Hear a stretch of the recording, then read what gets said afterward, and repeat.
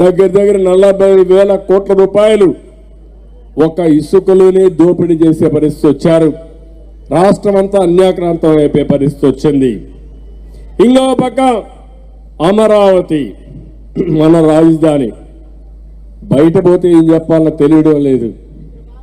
ఏ రాజధాని అంటే ఎవరు పిల్లలు చెప్పలేకపోయే పరిస్థితికి వచ్చారు. ఏ రాష్ట్రానికి ఎమ్మెల్యేలు కూడా చెప్పలేరు, ముఖ్యమంత్రి కూడా చెప్పలేడు. అంటే ఒక పద్ధతి లేని రాజకీయం. 5 ఏళ్లయింది రాజధాని లేని రాష్ట్రంగా తయారు చేశాడు. చాలా అంటే ఒక్క విషయం మీరు గుర్తుపెట్టుకోవాలి, ఇలాంటి దుర్మార్గుడు కానీ 2004లో కానీ హైదరాబాద్కి కానీ వచ్చుంటే, సమైక్య ఆంధ్రప్రదేశ్ వచ్చుంటే ఆ రోజే హైటెక్ సిటీ అన్నీ అయిపోయేటివి, అక్కడ కూడా ఏమీ డెవలప్ అయ్యేది కాదు.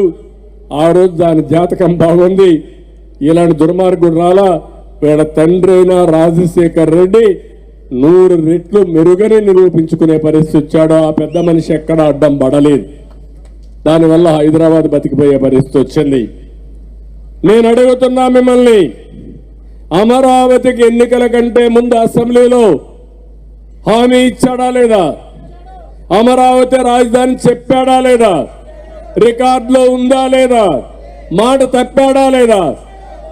ఇలాంటి వ్యక్తిని ఎట్లా మాత్రం చెప్పండి. ఎన్నికలు వస్తే ఒక మాట, ఎన్నికలు అయిపోతే ఒక మాట, అందితే జుట్టు అందకపోతే కాళ్ళు. ఇలాంటి వ్యక్తులు మాట్లాడే పరిస్థితికి వస్తున్నారు. బాధేస్తుంది. ఈరోజు అమరావతి శిథిలావస్థకు వచ్చింది. ఆ రోజు మనం కట్టిన ఎక్కడ అమరావతి ఉందంటున్నాడు.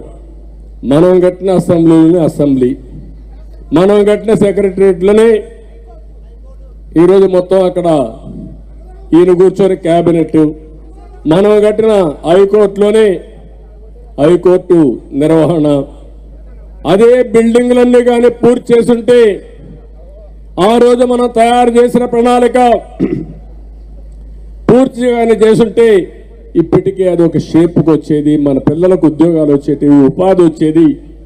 ఇప్పుడు కూడా పాసి పనులు కూడా వేరే రాష్ట్రానికి పోయే పరిస్థితికి వచ్చాం.